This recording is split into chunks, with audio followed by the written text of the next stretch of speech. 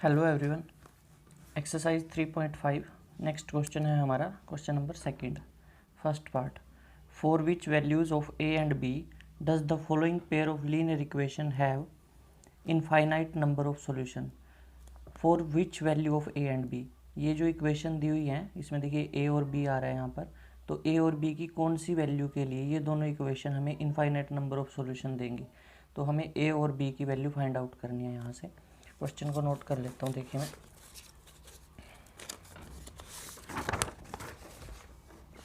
Exercise 3.5 question number second first part. इसमें हमारे पास equation given है, ये देखिए यहाँ पर 2x plus 3y equal to 7 and second equation given है हमारे पास a minus b x plus a plus b y equal to 3a plus b minus 2। ये इक्वेशन मेरे पास गिवन है। अब इन दोनों इक्वेशन को हम सोल्व करते हैं। इसका नेम मैं रख लेता हूँ फर्स्ट इक्वेशन और इसका नेम मैंने रख दिया सेकंड इक्वेशन। अब इनफाइनाइट नंबर ऑफ सॉल्यूशन के लिए पहले हमें a1 अपॉन a2 निकालना पड़ेगा। यहाँ से देखिए a1 upon a2, a1 upon a2 कितना आएगा मेरे पास, ये a1 होता है जो x का कोफिशिएंट है और ये जो सेकंड इक्वेशन में x का कोफिशिएंट है ये a2 होता है। तो ये आ गया 2 अपॉन a माइनस बी। ऐसे ही फिर मैं b1 अपॉन b2 निकालता हूँ, b1 upon b2 3 upon a plus b, b1 upon b2, ये b1 अपॉन b2 हो गया and equal c1 upon c2। अब c1 अपॉन c2 निकालना है, इसको इक्वल से उधर लेके जाएंगे, ये माइनस हो जाएगा, ये सारा भी माइनस हो जाएगा। तो हम इससे अच्छा माइनस से माइनस बाद में कैंसिल करेंगे, इसको c1 और c2 यहीं से रख लेते हैं। ये हमारी c1 की वैल्यू है, ये c2 की वैल्यू है। तो 7 upon 3a plus b minus 2। तो इनफाइनाइट नंबर ऑफ सॉल्यूशन कब होता है, जब हमारे पास इनफाइनाइट नंबर ऑफ सॉल्यूशन बोल रहा है उसने कि for which value of A and B, A और बी की कौन सी वैल्यू के लिए इनफाइनाइट नंबर ऑफ सॉल्यूशन होंगे।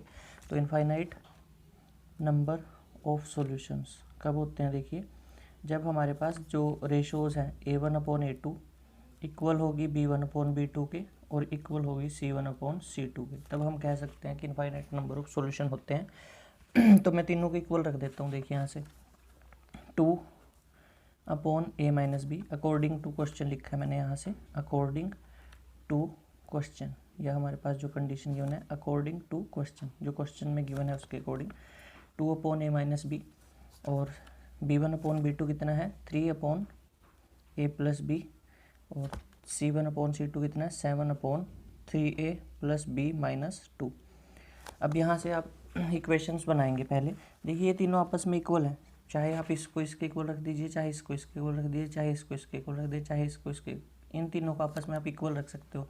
मैं पहले इन दोनों से देखिए यहाँ से देखता हूँ, इन दोनों को इक्वल लिख देता हूँ मैं पहले 2 upon a minus b equal to 3 upon a plus b, ऐसे लिख सकते हैं ना, आपकी मर्जी है वो, चाहे आप इसको इसके इक्वल लिख दीजिए, इसको इसके इक्वल लिख दीजिए या इसको इसके इक्वल लिख दीजिए, क्योंकि आपस में सारे इक्वल हैं। और सेकंड साइड में ऐसे करता हूँ, इन दोनों को इक्वल लिख देता हूँ 3 upon a plus b equal to 7 upon 3a plus b minus 2। इसको सोल्व कीजिए, यहाँ से क्रॉस मल्टीप्लाई करेंगे, जब 2 की मल्टीप्लाई इससे करेंगे a प्लस बी से तो ये आ जाएगा 2 ब्रैकेट a प्लस बी, फिर 3 की मल्टीप्लाई a माइनस बी से करेंगे 3 a माइनस बी, करिए मल्टीप्लाई अंदर 2a plus 2b equal to 3a minus 3b। यहाँ से देखिए अगर मैं ये 3a इधर लेके आऊँ 2a और ये 3a उधर पर रखा है इक्वल से, तो इसको इधर लेके आएंगे माइनस का हो जाएगा, ये माइनस 3b और ये 2b उधर लेके जाऊँगा तो माइनस का 2b। मैंने यहाँ से क्या किया, a वाले इक्वल से लेफ़्ट साइड में कर लिए और b की जो टर्म्स थी उनको राइट साइड में कर दिया मैंने इक्वल के। अब 2a माइनस 3a कितना बचेगा माइनस a, 2 माइनस 3 करेंगे तो -1 बचेगा ना, और यहाँ से देखिए माइनस माइनस प्लस हो जाएगा तो 3 और 2 5b, माइनस से माइनस कैंसिल हो जाएगा। तो मैं कह सकता हूँ मेरी a की वैल्यू किसके इक्वल आ गई, 5b के इक्वल आ गई है। राइट, अब ऐसे ही इसको सोल्व कीजिए, क्रॉस मल्टीप्लाई, पहले इसकी मल्टीप्लाई इससे 3 multiply by 3a plus b minus 2 equal to 7 की मल्टीप्लाई आपने करनी है a प्लस बी से, क्रॉस मल्टीप्लाई कर दी मैंने यहाँ से। अब 3 की मल्टीप्लाई 3 से करेंगे 9a प्लस 3b माइनस 6। अब 7 की मल्टीप्लाई करेंगे तो 7a प्लस 7b। यहाँ से फिर देखिए अब 9a प्लस 3b और ये 7a अगर मैं इक्वल से इधर ले आऊँ माइनस 7a माइनस 7b, क्योंकि इसमें कांस्टेंट टर्म भी है हमारी 6, इसको उधर ले जाइए तो ये प्लस का हो जाएगा। तो ये बनेगा हमारा 9a plus 3b minus 7a minus 7b equal to 6। ये मैंने फिर से वही लिख दी। अब देखिए a वाली टर्म एक ये है और एक ये टर्म है, तो इन दोनों 9 माइनस 7 करेंगे तो कितना आ जाएगा 2a, और ये b वाली टर्म है 3b माइनस 7b, तो 3 minus 7 minus 4b equal to 6। अब यहाँ से 2 कॉमन आ जाएगा देखिए, तो आप डिवाइड बाई 2 लिख सकते हैं यहाँ, क्योंकि 2 कॉमन आ रहा है। Divide by 2 on both sides, तो बोथ साइड्स आप 2 से डिवाइड कर सकते हो इसको। जब 2 से डिवाइड करेंगे तो यहाँ आ जाएगा a minus 2b equal to 3, क्योंकि देखिए 2 से 2 कैंसिल, 2 से 4 2 पे कैंसिल और 2 से 6 3 पे कैंसिल, तो ये इक्वेशन बन जाएगी मेरी। इसका नेम मैं रख लेता हूँ थर्ड इक्वेशन और इसका नेम मैं रख देता हूँ फोर्थ इक्वेशन। अब देखिए अगर आपको a और b की वैल्यू निकालनी है तो थर्ड और फोर्थ इक्वेशन को सोल्व करना पड़ेगा। अब आप चाहे सब्स्टिट्यूशन मेथड से सोल्व कर दीजिए इसे, चाहे आप एलिमिनेशन से सोल्व कर दीजिए इसे, और चाहे क्रॉस मल्टीप्लिकेशन मेथड से सोल्व कर दीजिए। जो आपको ईजी लगे आप उस मेथड से इसको सोल्व कर सकते हो। मैं अब यहाँ सोल्व कर देता हूँ। Solve third and fourth equation by substitution से। जो मुझे ईजी लगेगा आप उससे कर सकते हैं, जो आपको ईजी लगे उससे कर सकते हो आप सब्स्टिट्यूशन मेथड, क्योंकि मुझे नज़र आ रहा है यहाँ पर देखिए पहले से ही वैल्यू निकली हुई है a की। अगर मैं ये उठा के फोर्थ में पुट कर दूंगा तो बिल्कुल ईजी हो जाएगा सम। आप इसको चाहे क्रॉस मल्टीप्लिकेशन से सोल्व कीजिए, चाहे आप इसको एलिमिनेशन से, चाहे सब्स्टिट्यूशन से। तो देखिए अब थर्ड में a की वैल्यू कितनी है 5b, तो मैं यहाँ लिख सकता हूँ put the value of a equal to 5b in equation fourth में पुट कर देता हूँ मैंने इक्वेशन फोर्थ। अब फोर्थ इक्वेशन कौन सी है ये a minus 2b equal to 3। तो a की वैल्यू कितनी है देखिए यहाँ से 5b, तो a के प्लेस पर यहाँ क्या रख दिया मैंने 5b minus 2b equal to 3। तो 5 माइनस 2 कितना आ जाएगा 3b इक्वल टू 3। तो b की वैल्यू 3/3 करेंगे तो कितनी आ जाएगी यहाँ से 1, तो b की वैल्यू मेरी 1 आ जाएगी। अब ये b की वैल्यू उठा के आप किसी एक इक्वेशन में पुट कर दीजिए, चाहे थर्ड में चाहे फोर्थ में।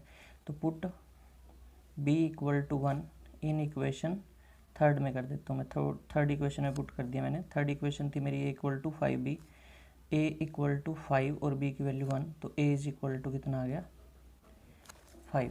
तो ये मेरी a और b की वैल्यू आ गई। मैं फिर से बता रहा हूँ, जो आपकी थर्ड और फोर्थ इक्वेशन आई है आप इसको सब्स्टिट्यूशन से भी सोल्व कर सकते हो, क्रॉस मल्टीप्लिकेशन से भी सोल्व कर सकते हो और एलिमिनेशन से भी, जिस मेथड से भी आपको इजी लगे उससे आप सोल्व कर सकते हो।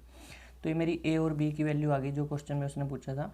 इट मीन्स अगर आप a और b की वैल्यू यहाँ पर पुट करते हो ना, a और b की वैल्यू अगर यहाँ पुट करोगे तो ये इक्वेशन जो बनेगी a और b की वैल्यू पुट करने के बाद ये आपको इनफाइनाइट नंबर ऑफ सॉल्यूशन देगी।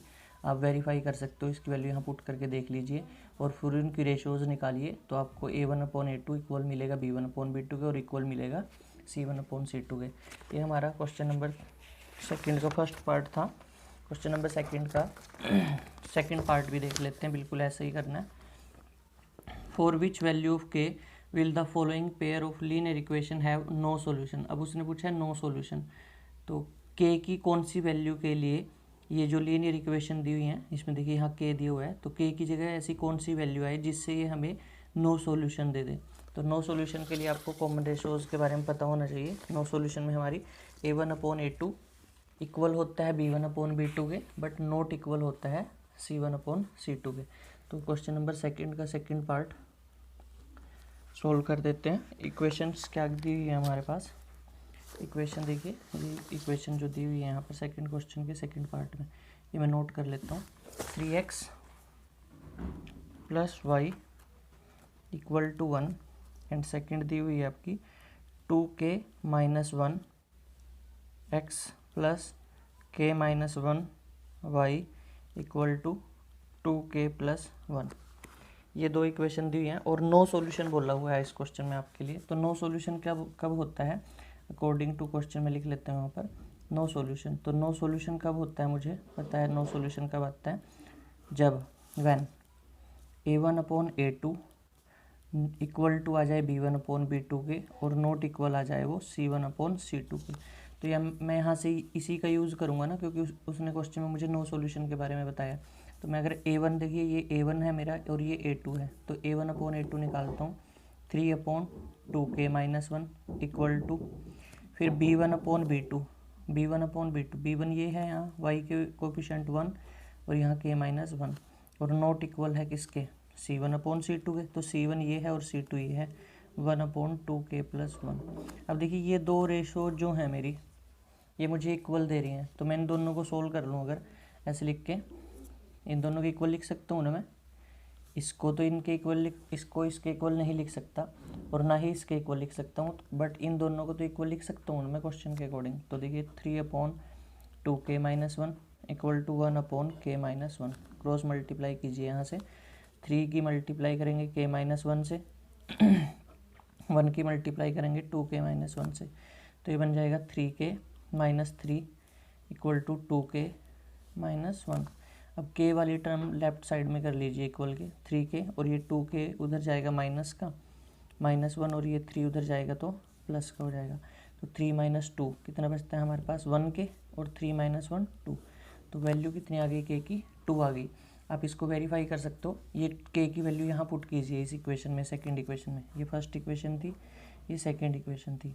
आप यहाँ पुट कीजिए k की वैल्यू। जैसे ही आप k की वैल्यू यहाँ पुट करोगे तो आपको जो ये इक्वेशन बनेंगी उसके बाद, तो आपको ये नो सॉल्यूशन देंगी। आप वेरीफाई कर सकते हो अपना आंसर। तो ये हमारी k की वैल्यू आ गई। अब नेक्स्ट क्वेश्चन है हमारा third question. Solve the following pair of linear equations by substitution and cross multiplication method. ये जो दो इक्वेशन दी हुई हैं, आपने इनको सब्सटीट्यूशन मेथड से भी सोल्व करना है और क्रॉस मल्टीप्लिकेशन मेथड से भी सोल्व करना है। मैं आपको सब्सटीट्यूशन और क्रॉस मल्टीप्लिकेशन दोनों करा देता हूँ, एक बार आपको रिवाइज भी हो जाएगा दोनों मेथड, क्योंकि ऑलरेडी हम इन दोनों मेथड को कर चुके हैं। तो थर्ड क्वेश्चन दिया हुआ है, पार्ट नहीं है इसमें, क्वेश्चन नंबर थर्ड। ये देखिए substitution method and cross multiplication method, दोनों मेथड से सोल्व कीजिए। तो थर्ड दिया हुआ है 8x + 5y = 9 एंड सेकंड दिया हुआ है आपका 3x + 2y = 4। तो मेरे पास ये दो इक्वेशन है, ये मैं लेट कर लेता हूँ मेरी फर्स्ट इक्वेशन है, ये मैं लेट कर लेता हूँ मेरी सेकंड इक्वेशन है। तो सबसे पहले मैं सब्सटीट्यूशन मेथड से सोल्व करता हूँ इसको। सब्सटीट्यूशन मेथड, आज मैं इसको पहले सब्सटीट्यूशन मेथड से सोल्व करूँगा, फिर क्रॉस मल्टीप्लिकेशन मेथड से सोल्व करूँगा। तो सब्सटीट्यूशन मेथड में आपको पता है कि हमें क्या करना होता है, चाहे फर्स्ट इक्वेशन से और सेकंड इक्वेशन से आपको किसी एक वेरिएबल की वैल्यू निकालनी है। चाहे x की वैल्यू निकालिए, चाहे y की वैल्यू निकाल लीजिए। सपोज कीजिए मैंने फ्रॉम फर्स्ट इक्वेशन ले लिया, तो फ्रॉम फर्स्ट क्या है मेरी 8x + 5y = 9। अब यहाँ से आप चाहे x, यहाँ आप सेकंड से भी निकाल सकते हो, सेकंड इक्वेशन से भी, ये मैंने आपको बिल्कुल अच्छे से पहले से बताया था। अब यहाँ से आप किसी एक वेरिएबल की वैल्यू निकाल लीजिए, चाहे x की और चाहे y की। 8x = 9 और ये 5y उधर जाएगा तो माइनस का। अब यहाँ देखिए x 9 - 5y और ये जो 8 इधर मल्टीप्लाई में है तो कहाँ जाएगा, डिवाइड में। तो ये मेरी इसका नेम मैं रखता था थर्ड इक्वेशन, जब आपको सब्सटीट्यूशन सिखाया था मैंने, तो इस इक्वेशन का नेम मैंने रख दिया थर्ड इक्वेशन। अब ये जो वैल्यू है आपको उठा के किसमें पुट करनी होती है, अगर आप यहाँ फ्रॉम फर्स्ट से निकालते हो तो ये वैल्यू सेकंड में पुट करो, अगर आप यहाँ सेकंड से निकालते हो तो ये वैल्यू आपको फर्स्ट में पुट, इससे अपोजिट में पुट करनी होती है। तो यहाँ लिख देंगे put the value of x from third equation, जो थर्ड इक्वेशन से आई है, put the value of x from third equation से जो x की वैल्यू आई है इन इक्वेशन सेकंड में पुट करेंगे, क्योंकि फर्स्ट से निकाला है मैंने तो सेकंड में पुट करेंगे। तो सेकंड इक्वेशन क्या थी मेरी 3x + 2y = 4। अब यहाँ देखिए x के प्लेस पर आपने ये रखना है तो यहाँ x के प्लेस पर आप ये रखोगे तो कितना बन जाएगा 3, 9 minus 5y divided by 8 plus 2y equal to 4। तो 3 की मल्टीप्लाई करिए अंदर, तो 3 9 जाए 27 माइनस 3 5 जा 15y divided by 8 plus 2y equal to 4। आप इनका भी एलसीएम ले लीजिए यहाँ से, 8 को और 1 का एलसीएम लोगे यहाँ से तो कितना आ जाएगा 8, तो यहाँ जाएगा 27 माइनस 15y प्लस 8 2 जा 16y इक्वल टू 4। अब देखिए 27 ये 16y प्लस का है यहाँ और 15y माइनस का है, तो 16 माइनस 15 प्लस का 1y बच जाएगा और डिवाइड में 8 इक्वल टू 4 क्रॉस मल्टीप्लाई करोगे जब यहाँ से तो ये बन जाएगा 27 प्लस वाई इक्वल टू 8 4 जा 32। तो y की वैल्यू 32 और 27 उधर जाएगा माइनस का, तो y की वैल्यू 32 माइनस 27 कितनी आ गई 5। तो ये मेरी y की वैल्यू आ गई है। अब इस y की वैल्यू को आप चाहे फर्स्ट में पुट कर दीजिए, चाहे सेकंड में पुट कर दीजिए, चाहे थर्ड में, और मुझे सबसे ईजी थर्ड में लगता है करना क्योंकि इसमें x की वैल्यू डायरेक्ट मिल जाएगी। तो आप इसे थर्ड में पुट कर दीजिए। Put the value of y in equation third, तो थर्ड इक्वेशन में पुट कर दीजिए। थर्ड इक्वेशन क्या है आपकी, x equal to 9 minus 5y divided by 8। तो x की वैल्यू ये थी ना मेरे पास थर्ड इक्वेशन से, तो यहाँ पुट करिए value x equal to 9 minus 5।